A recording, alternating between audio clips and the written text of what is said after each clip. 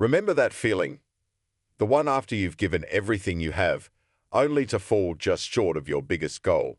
It's a gut-wrenching, humbling experience that can define a person.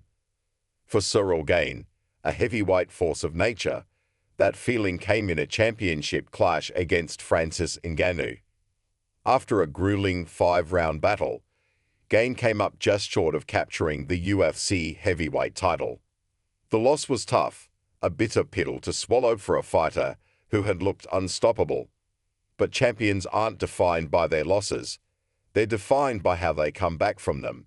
And in a moment that felt like it was plucked from a Hollywood script, Gane got his chance for redemption.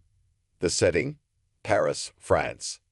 A city known for its beauty, its history, and its passion. For the first time ever, the UFC was coming to France, a long-awaited moment for the nation's combat sports fans after MMA was legalized just 2 years prior. It was more than just a fight, it was a celebration. And who better to headline the first ever UFC Paris event than France's own hero, Cyril Gane?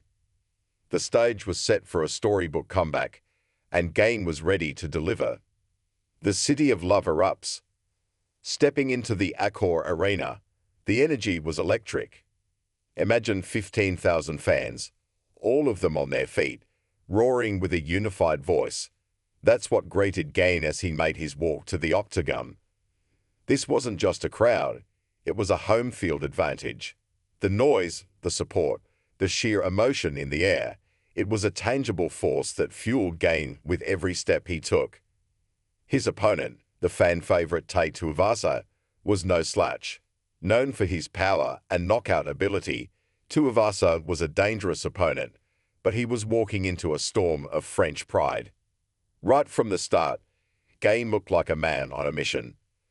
Taller and with a notable reach advantage, he used his incredible footwork and precision to keep Tuivasa at bay. It was a masterclass in distance management. Gane's jabs were like a metronome, ticking away, landing with purpose, and slowly but surely, they began to take their toll.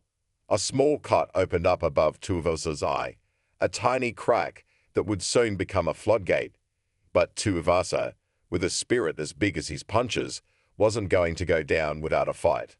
A test of heart and spirit. In the second round, Tuivasa reminded everyone just how dangerous he was. With one thunderous punch, he dropped Gane. The crowd went silent for a single terrifying moment. It was a jolt, a reminder that in this sport, a single mistake can change everything. But Gane, shaken but not broken, didn't panic. Instead, that shock seemed to ignite a fire within him. He got back to his feet and went back on the attack. But this time, he had a newfound intensity. The jabs came faster, harder, and they targeted that open cut. Blood began to pour down Tuivasa's face, a crimson mask that stained the canvas and told the story of a brutal, unforgiving battle. The third round was pure, unadulterated drama. Gane, fueled by the memory of his loss and the energy of his home crowd, was relentless. He pressed forward, throwing a combination of strikes that were a blur of speed and power. He ducked, he weaved, he slipped Tuivasa's counters, and he delivered a final, devastating series of punches that sent his opponent crashing to the mat. The referee, saying that Tuivasa was unable to continue, stepped in to stop the fight. The roar of the crowd was deafening. It was a TKO victory, a masterpiece of striking, and a statement heard around the world. Gane had not only won, he had reminded everyone why he was a top contender. He had earned his redemption.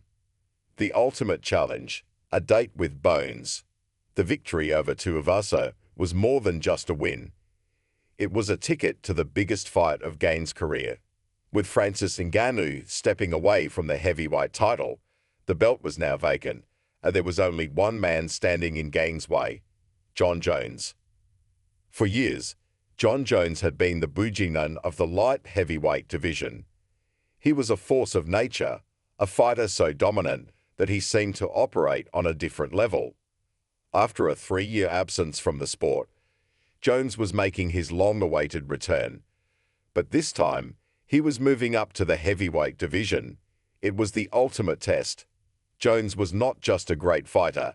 He was a legend, a master of strategy, a physical and mental puzzle that few had ever been able to solve. The anticipation for this fight was off the charts. It was a clash of styles, a showdown between a striking virtuoso and a master of all aspects of the game. Gane had the speed and the striking precision, while Jones had the wrestling, the grappling, and the sheer unpredictability that had made him so feared throughout his career.